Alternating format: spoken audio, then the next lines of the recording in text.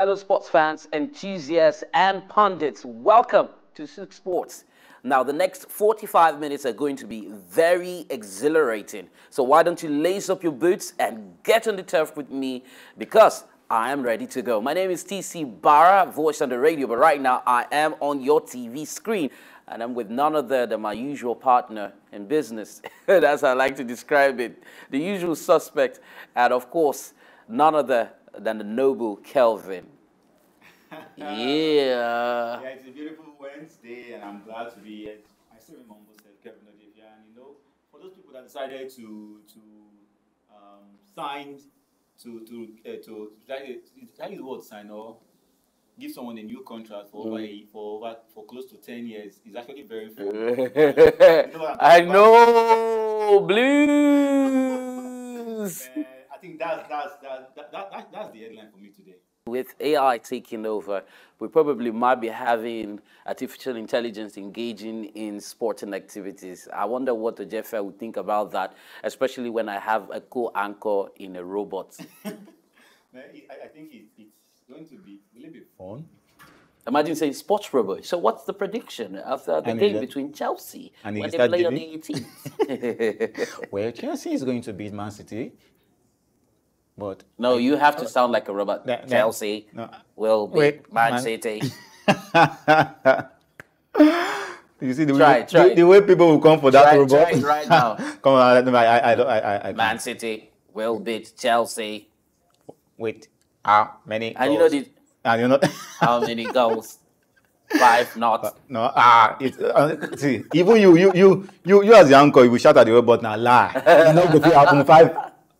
We saw what happened last season. I think that's the game for the weekend. That should be the game. Well, let's put that on the lighter mood. We'll be getting to that in a moment. Enyimba International have officially unveiled Yemi Olanrewaju as their permanent head coach. You know, he was an assistant to Finidi George. He served as the interim coach in May as well. And of course, presented by Kano Wankwo after taking over from Finidi George, who, departed from the Super Eagles job, and he declined the opportunity to work with Finidi George at his newest place of work, which is Rivers United. 32 years of age, the Nigerian tactician signed his contract with Enyimba at the club's headquarters in Aba, ending all speculation concerning his future, as he originally joined them as an assistant coach in 2022, playing a very significant role in the club's title victory in the 2022-2023 season. Well,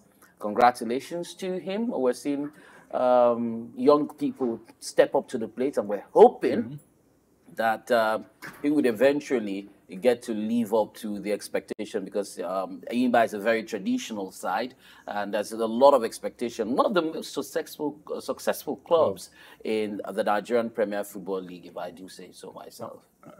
When you say he should live up to expectation, every club actually expect something from a new coach. But signing him, I think they've seen how he has worked with Finidi. They've seen this, because every coach, every club sees what the assistant is doing, even if the media doesn't see it, even if the media doesn't talk about the assistant or talk about the people behind the manager. The manager always comes. If a club fails, they point at the manager. If it loses, if it wins, they point at the manager. But people still know the strength behind the manager. So every good assistant deserves an opportunity like this. And him declining for not following Finidi is actually a big decision for him, because it was an elevation for him. Leaving from the local league to being an assistant coach to the Super Eagles is something big and something huge for him. But declining, I think he has his own something bigger. His own dreams, you would say.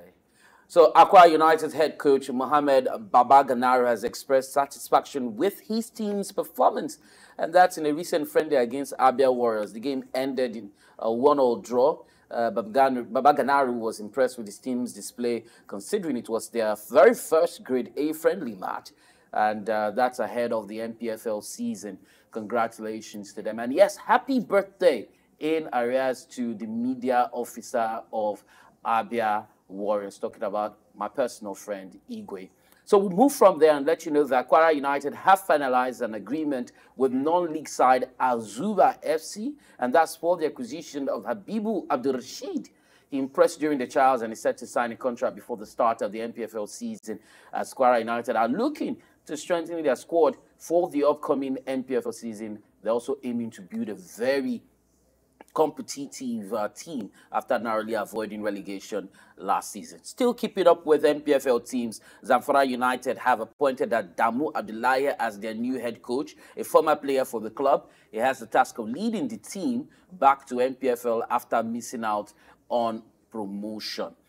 We hear that Seth Mayi is set. So you could say Seth is set. Seth is set to join Sunshine Stars from the upcoming NPFL season. And that's going to be a loan move from Remo Stars. He will reunite with his former coach, Kennedy Boboye, under whom he won the NPFL title at Aqua United in 2021.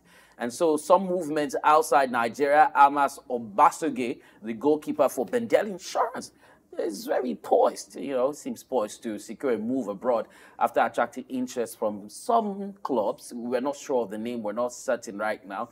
We had Enyimba and Rivers United have reportedly declined. They lost interest in him due to his high demands. Feels like a Napoli or Shimen situation. So yeah. Obasege has been with Benel Insurance, the first choice goalkeeper for the past 3 seasons. He won the 2023 President's Federation Cup with the club in 2023 and has not been able to secure a move. But then he's trying to see if he could pull that one, pull a string to go back outside or to go out of Nigeria, if I should say it that way. Someone is making a return. Others are leaving. People are coming back. And this time around is Samson Siasia, whose ban has been concluded. I think it was in 2020 or 2021. A ban was placed on the former Super Eagles head coach and is expected to take on a coaching role with a local league. Some reports have it that he's asking for 10 million naira from a second-tier club, Others are offering different amounts, but then he wants to try his hands on an NPFL or an NNL club side, who a lot of them have shown interest in him and is likely to decide on his next move very soon. So we're wishing him good luck. The issue of match fixing, I hope it has come to rest. It was a strong one from the Federation International Football Association, but then, he cried out, stating that the NFF did not have his back, did not support him and all that kind of stuff. But he'll be seeing out that ban next month, and we'd want to see what he has done, because for you to be out of the game for quite a while, I hope he had used that time to try to develop himself and to build up his skills and knowledge of the football game. Someone who has been touted as one of the best coaches right now around Nigeria and in Africa is Coach Fidelis Ilechukwu, Enugu Rangers head coach. And yes, he has gone on to express confidence in the team's preparations for the upcoming CAF Champions League preliminary round tie, which is going to be against a Comoros-based side, US Zilimaju. Now, the first leg of the match is scheduled to take place at the Godswill Akpabio Stadium. I think the 18th of August, Super Sunday around this part, because a lot of matches will be played. It's not just Super Sunday for the Premier League, but also Super Sunday for the African setting, Makes so sense. 18th of August, Godswill Akpabio Stadium, Uyo. And at some point, I felt like that's where I'd rather be.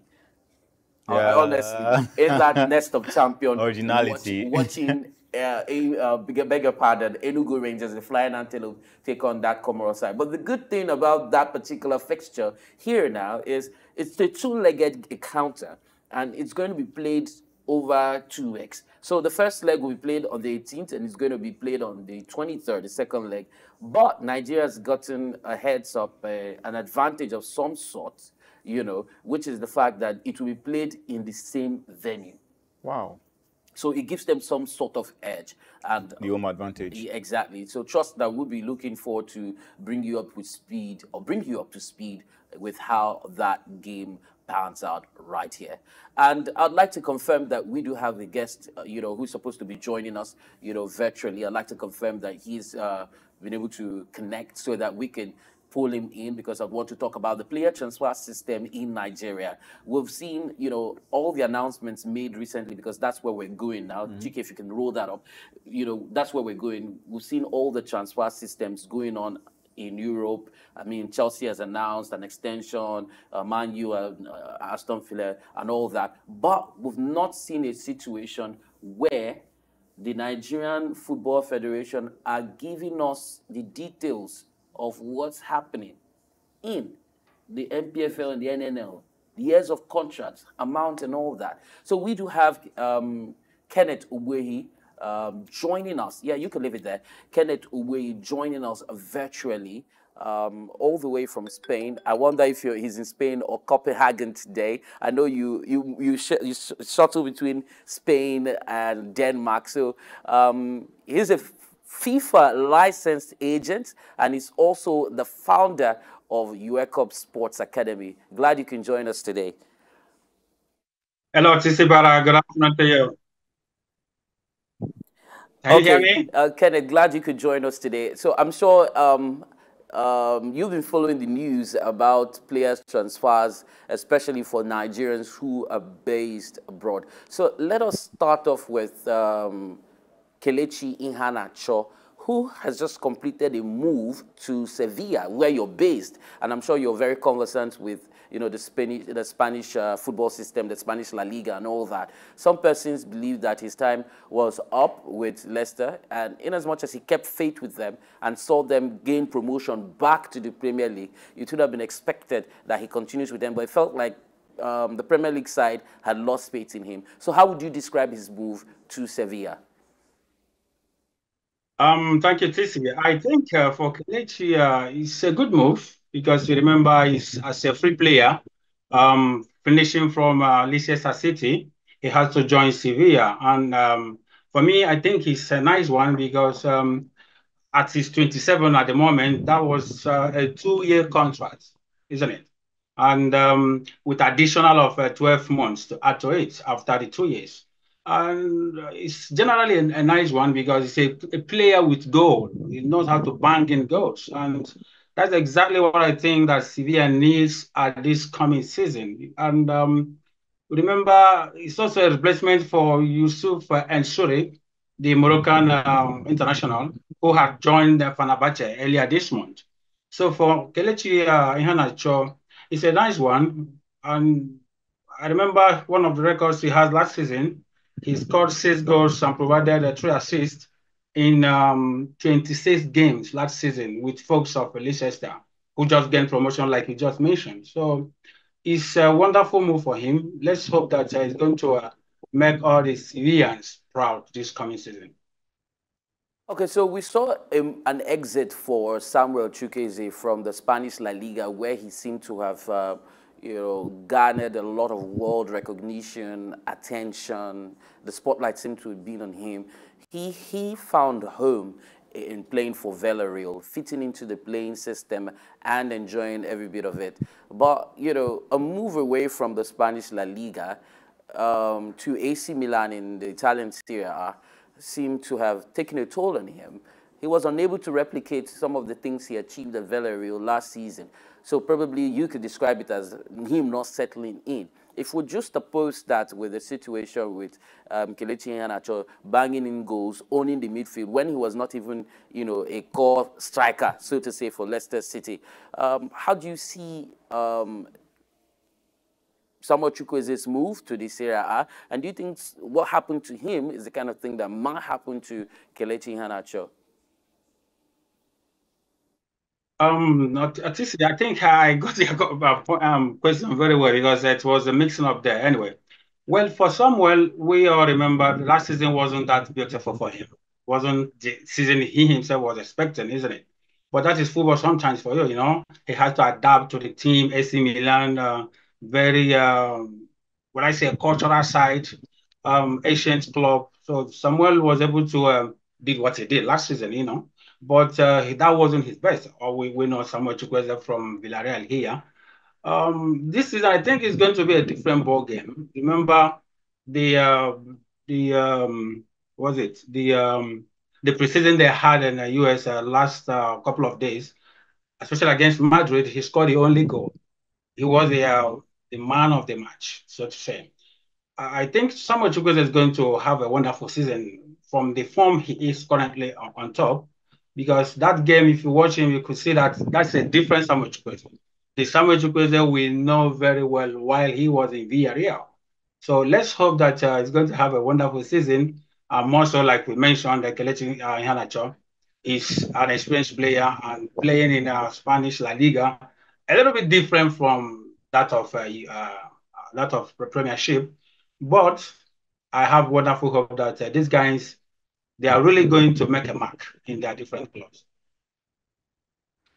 All right, thank you very much. Thank you very much. So there's actually been a rumor rumor flying around that Chelsea are making a move for Victor Osimhen.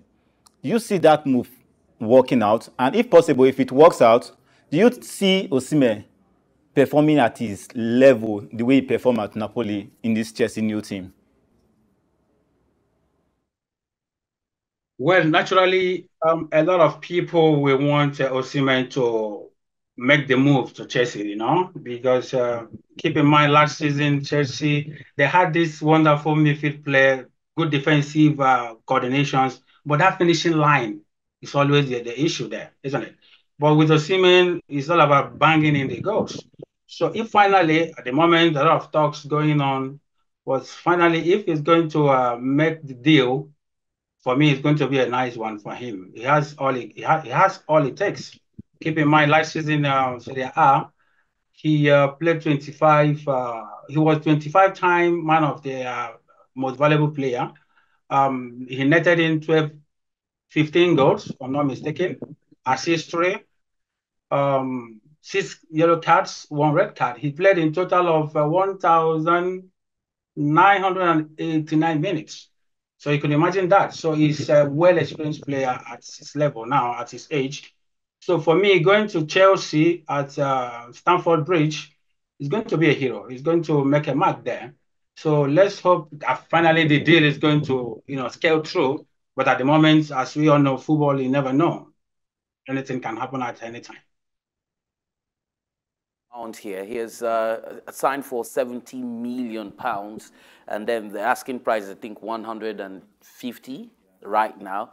That's almost 2 times the original price for which he moved to the Naples in the first place, and then unwilling to take a pay cut. The sporting director declared him surplus to requirement, and very recently there was a video trending, or there is a video trending on TikTok where he had taken out his frustration on a young fan who was trying to film him just outside the club and stuff like that. So, I mean, if all of this does not play out to the way he wants it, how do you think his time at Chelsea would be? Because I know Kylian Mbappe had tried to force a move to Real Madrid, but that didn't happen until the transfer deadline crossed. And then, in as much as he did put up a superlative performance, he did his best at PSG, but you would know that he was not happy in the end, Do you see Victor Osimhen experiencing such frustration, if he eventually, is not able to move away from the Italian side? TC, I think it's not going to be a big issue for him. First of all, with the release clause of £110 million, it's not going to be a problem for Telda Bolly because the man has been there for big signings, the likes of Enzo, Jeremy Fernandez, and Romelu Lukaku. So for the signing, and Osimhen is not going to have a problem if finally the deal is going to scale through. So for the general of it, I think it's going to have it's going to be a nice development for him because if the atmosphere I think he's convinced of that move. And recently we had rumors that he handed over a transfer release clause to his club because he really wanted to go. So if finally he's going to make the move, I think he's going to be happy. So let's bring this back home. Now, we've seen a lot of moves have happened in the NPFL. We've seen coaches going to Enyimba, Enyimba appointing a new coach on Aaron Wan-Bissaka. We've seen players move across board. But then the issue here is the details of these contracts are not made public. The number of years, sometimes we hear, oh, 2 years, 3 years. But, you know, if there are sign-on fees, if there are add-ons, all of those details are kept in the dark. And some persons believe that has made the NPFL less lucrative as people now want to force a move outside the shores of Nigeria. As a FIFA licensed agent, I mean, have you facilitated move across NPFL or NNL sites, right? And would you prefer players that you work with to leave the country than to move to an NPFL side? But you see, at the moment, I think the Nigerian Football Federation is doing wonderfully well. Why do I say so? It's on record that June 5th, 2016, they were the first FA member, okay, to have adopted the domestic transfer matching system, the what we call DTMS, okay, as regulated by FIFA. So the whole of Africa as a whole, Nigerian Football Federation was the first to adopt that. So it's a wonderful development because it's a process whereby all transfers are being transparent through FIFA.com. So for now, they are doing very well, but I've not done any deal with them or with any clubs in Nigeria at the moment. I hope to, but I think they are doing wonderfully well. So I look forward that they keep on bettering the system because it's something that they had to respect. Local transfers and international transfers, making all transfers to be very transparent under the transfer matching system and the FIFA Connect as we have it. So it's up to the club now to announce the details of this contract, and they're not doing so, or you know, you cannot ask the players because I mean we want to know. It needs to be out there. We're talking about how much Victor Osimhen was signed for, how much his agent and he's asking for, but then we don't even know if these guys are getting 100K or 200,000 naira a month. Exactly. The thing is, you know, in the contracts as are regulated by FIFA, is always transparent. You know, among the 211 member association of FIFA and about 6,500 clubs all around the world. So every contract, the details, everything is well spelled out. So it's only what you want to know. If you want to know about those transfers and the details, you have to go to the right channel, and then it's there for you to confirm. Well, Kenneth, I think that's a very diplomatic response, but then I would like to thank you for finding time to join us. I know you have a very busy schedule today, and we're looking forward to speaking with you, you know, just as we wrap up European transfer market and the commencement of the NPFL. We want to speak with you again and, you know, confirm some of the moves that have been made, especially from players who are, you know, leaving the shores of Nigeria outside to ply their trade outside the shores, you know, in various continents of the world. Thank you so much. Tisi, but it's a pleasure. You know, I'm always here for whatever you might need. Thank you so much, Tisi. And regards to my friends over there. All right, that was Kenneth Ugwe, who is a FIFA licensed agent, the founder of SOUQ Sports Academy. And of course, diplomatic answer. But one thing I take away from that, and I'm happy about what he has said, the DTMS, the transfer market system, is the fact that a Katsina United player was able to drag Katsina United, a former Katsina, you know, we talked about it. Yeah. He dragged them to the CAS, Court of Arbitration for Sports, and they were able to sort out the issues, you know, that he had, because they had placed a ban on transfer for Katsina United until they sort out that issue. So they paid him and they were able to get things back on track. So this time around, we'll start off with the game where you serve and make points, and that is tennis. Well, traditionally, ping pong, back and forth, that's what we've done right here. I and Kevin Ojefie, Ojefia. Sounds very cock. Anyway, British #1 Katie Butler lost 9 games in a row as she was beaten 2-6, 6-love, 7-5 by Margaret Linnet in the Cincinnati Open first round. Now, Butler broke Lynette twice in the opening set to take the lead, but Poland's world number 43 responded very impressively. The Polish then powered into the lead at the start of the third set. She earned her fourth straight break of serve to move 3-love up against Butler. Now, the world number 30 clawed her way back into the contention to level the set at 4-all and save 2 match points at 5-4. But she was unable to save a third match point on her next service game as Lynette booked her spot in the second round, where she will face either Wang Xingyu or Ludmila Samsonova. On the other hand, Alexei Popyrin beat world number 6 Andrei Rublev in the final of the Canadian Open to claim his maiden ATP Masters 1000 title in Montreal. Popyrin, who is 25, is the first Australian since former world number 1 Leighton Hewitt at the Indian Wells 21 years ago to lift the Masters 1000 trophy. He defeated Rublev 6-2, 6-4 in 90 minutes, 1 hour, 13 minutes. That is 60 minutes and 30 minutes. Yeah. Oh, 1 hour, 30 minutes. I'm right. So that denied the Russian his second Masters title of the season after winning the Madrid Open in May. And in the women's tournament in Toronto, defending champion Jessica Pegula defeated fellow American Amanda Anisimova 6-3, 2-6, 6-1. Pegula, meanwhile, overcame Anisimova in 1 hour and 27 minutes to secure her very third WTA 1000 trophy. The Women's Tennis Association. That's what WTA stands for, just in case you do not know. So from tennis, we'll get back into one of the most followed sporting event in the world, and that is football. Big times. We have big days ahead of us with the EPL, the La Liga, and all of those big, how do you describe them now?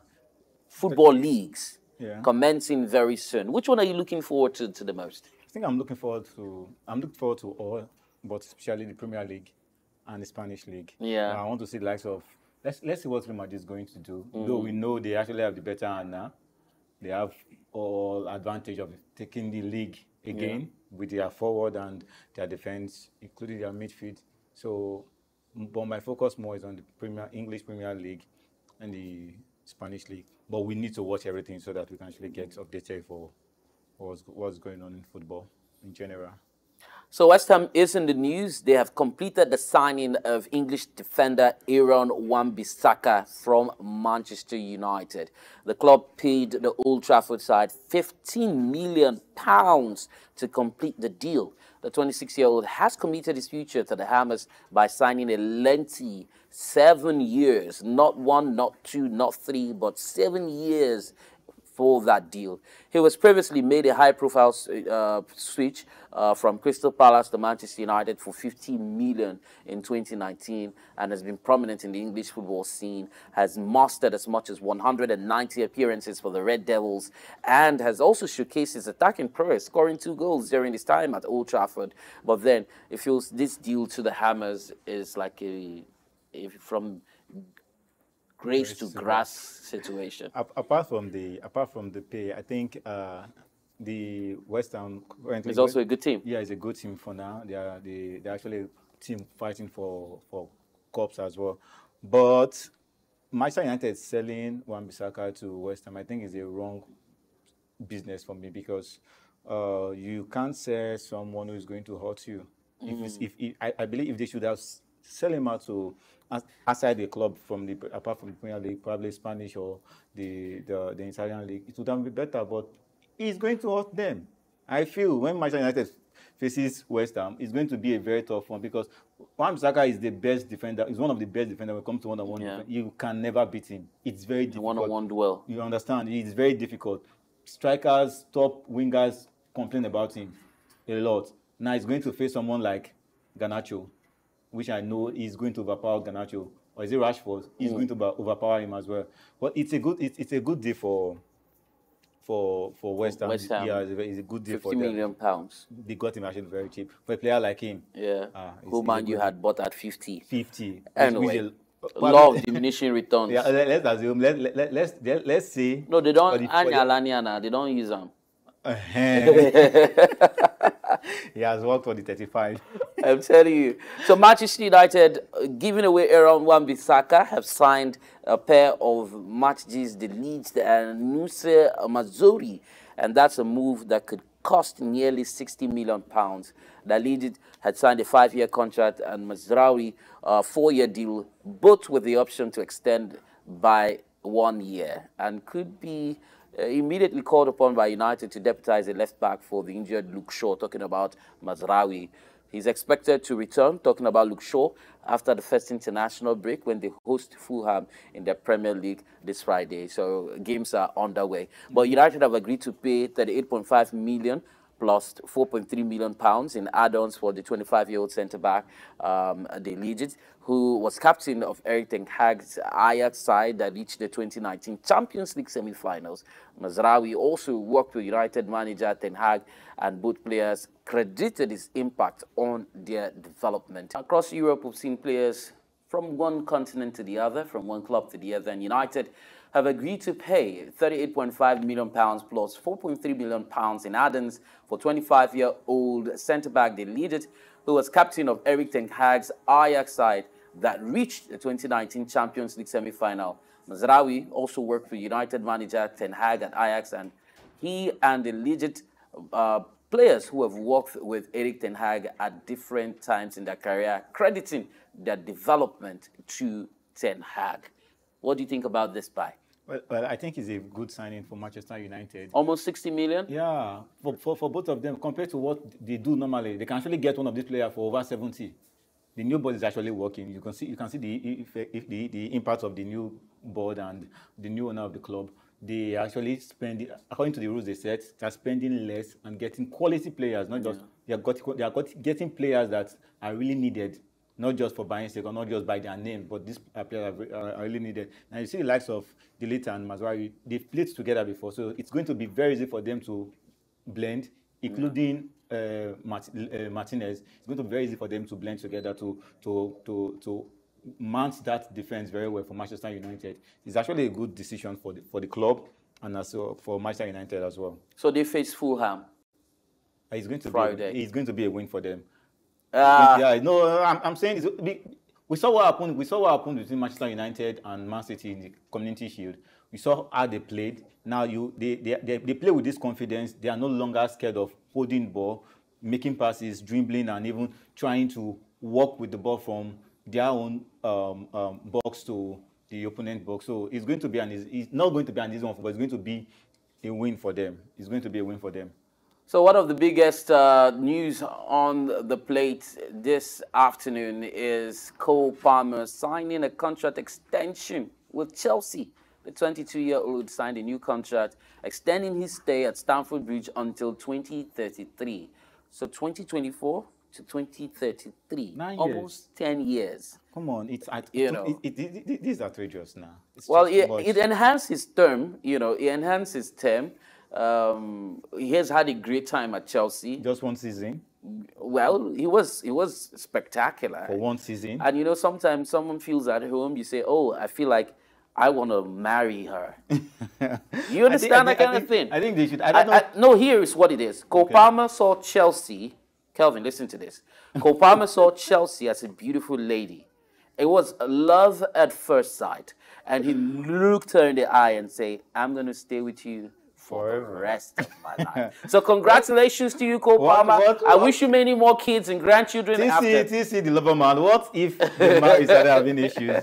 Because now they started too early. They've not even understand themselves very well. Just 1 year. Let's say just a month into their relationship, they decided, okay, let's go straight to the altar and make it. That's what happened now. You guys don't even know yourself very well. Okay. So during his first season at Chelsea, it was 42.5 million pounds, not naira. Yeah. I almost said naira. 42.5 million pounds in transfers from Manchester City last summer, and he scored 25 goals. I love the way he celebrates when he scores. It's very good. Very calm. He provided 15 assists, 45 appearances. Even scored for England, in the Euro 2024. Yeah. So he has had a very good year. But then I hope it's not a flash in the pan. I hope Palmer's remarkable achievement, in as much as it has not gone unnoticed would not be his undoing, because then there's going to be a lot of expectations from someone like him. A PFA Player of the Year award, you know, he's in contention for that and stuff. He has already eclipsed the Premier League Young Player for the Season award, and that shows how exceptional Cole Palmer is. But then 9 years. Oh, no. I think he's going to get to retirement and become boring for him. No, but maybe he likes the food, he likes the life, he likes London. He wants to stay at the beach. I wish him all the best. I wish him all the best. Someone who was unable to find his feet at Atletico Madrid is Conor Gallagher. It's possible that he might just be returning to Chelsea today. I don't know. That's the feelers there is to it. The England international, who was earlier pitched at the La Liga club, which is the Metropolitano Stadium, on Saturday, spent 5 days in a hotel in Madrid, but was unable to complete his £33 million transfer. His move was halted because Chelsea had a £34.5 million deal to sign Spanish striker Samaru Omoridon, which collapsed over personal terms on Sunday. And so the Spanish club need to make one more major sale to fund their move for Gallagher after signing Manchester City striker Julian Alvarez for £81.5 million on Monday. So money has to move. You know when you say, Kelvin, I was just trying to move some money around, can I get your money to you by Friday? Let me just move some things around and get some money to you on Friday, okay? How about that? I'm very cool with that. I'm cool with that. Are you going to remain in Lagos, or you're going to the US? I'll likely move to Japan. I don't want to go to Japan. Let's go to Japan. Let's go to Japan. So there is an alternative deal for Chelsea to sign Portugal forward João Felix from Atletico. That could salvage Gallagher's move, but a fee must first be agreed. Felix is ready to return to Chelsea after spending 6 months on loan at the club. But then if that fee is not agreed with Felix, then Gallagher's transfer will unlikely happen. So it might just be collapsing. And of course, Chelsea has got a match on Sunday on the 18th, and that's going to be against Manchester City, and that's a big deal for them. We'll talk about that on Friday when we return for the show. But the Saudi Pro League wants Real Madrid and Brazilian winger Vinicius Jr. this summer transfer window, according to reports. And we don't know if Vini is willing to go. He's got a great time. It's been great for him at Real Madrid. He's won his out there. He has won it all at Real Madrid. So go make some money now. Yeah, it's time. Like Jimmy, we always say, let's go for the money. It's all about the money now, not for the passion or for the love of it again. Well, United, regarding the signing of a couple of forwards this summer, including 27-year-old Englishman Dominic Calvert-Lewin of Everton and Hoffenheim, have agreed to buy 22-year-old German centre-back Armel Bella Kotchap from Southampton. Well, according to reports, we hear that Chelsea and Belgian striker Romelu Lukaku is the target of a bid for Napoli of 25 million euros plus 5 million euros in bonuses. And Newcastle have placed a third bid for Crystal Palace and England defender Maguire, who is 24, although they're also considering all the alternatives for a centre-back in Atletico. Then we will move on to let you know that Kani Chukwuemeka, 20-year-old midfielder for Chelsea, is being monitored by Crystal Palace, who wants to make a transfer offer if the Englishman becomes available. Porto have also turned down Bournemouth bid for 24-year-old Brazilian striker Evanescence, and transfer expert Fabrizio Romano is claiming that Eddie Nikita, who is 25-year-old and is with Arsenal at the moment, is now the focus of Bournemouth. I don't know if that's going to pull through. But then if Eddie Howe's Newcastle United sells 30-year-old Miguel Almiron, a Paraguay midfielder, to Charlotte FC, the club is expected to pursue Chelsea's 22-year-old English winger Noni Madueke, according to a claim by a certain paper. Red Bull Salzburg have made a third attempt to sign 19-year-old midfielder Bobby Clark, and Liverpool have accepted that bid. An £8 million bid for the Englishman was turned down by the Reds on Sunday, but the new offer is anticipated to be more than 10 million, in line with the asking price. And so 26-year-old Wales defender Chris Mefam is slated to leave Bournemouth this summer. He might go on loan to Anderlecht, Ipswich or Torino.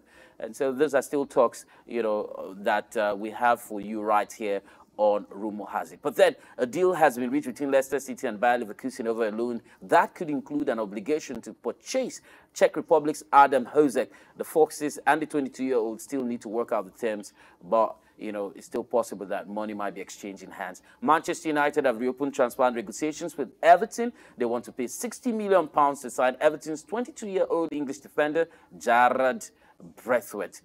Guy, which of these is interesting to you? For that of Manchester United, that one is not working. It's very sure that that one is not going to work. Then for we've talked about the Vinicius story, right? Yeah. Okay. Then for Newcastle going for Crystal Palace, 20 years old, it's a good one for them. Age is there. It's a good. Still very young. Yeah. Still very young. So going to. We've not heard about some of these deals in a very recent time, where you have 17-year-olds, 18-year-olds signing big deals. I think football is changing now. Football is changing. The older, the better. The older or the younger, the better, because we're not getting. The 20-year-olds are not in numbers compared to that of 25. Yeah. 24. I mean, at the time when I think people Lionel Messi, Cristiano Ronaldo, Kylian Mbappe, Neymar Jr., when they signed, they were very much young. Now people go for the younger ones if they have it. If they will go for the older ones because they have a lot of younger ones on their bench. Yeah. Because now most of the club actually wants to pick from their academy to build a team. So they need the more experienced ones to actually be the backbone of the club before they get the younger ones. Well, we're letting the curtains drop in a moment. Let me let you know what's going on in the business of sports and sports business, as Chinese smartphone brand Tecno has signed as an official global supporter of the Asian Football Confederation, which has a newly revamped club competition. Congratulations to Tecno for getting that one sorted. Dazzling, we talked about them, has become the Bundesliga new home in Spain for the next 5 seasons as the two parties continue to do business internationally despite a legal feud over domestic rights. European Rugby's flagship championship cup is set for a sizable exposure drop, and that's as a result of a 3-year deal with Premier Sports that brings to an end regular, popular free-to-air coverage, which happens in the UK. Some digital sports platform, Fanatics, has consolidated its position in the international football merchandise market, and that's after renewing and then extending the deal with England's Football Association. And so a lot of money exchanging hands in dollars and pound sterlings and not in naira. Not in naira. Because the naira people don't want to tell us what's going on. They just put a picture, do photo ops, and that's just it.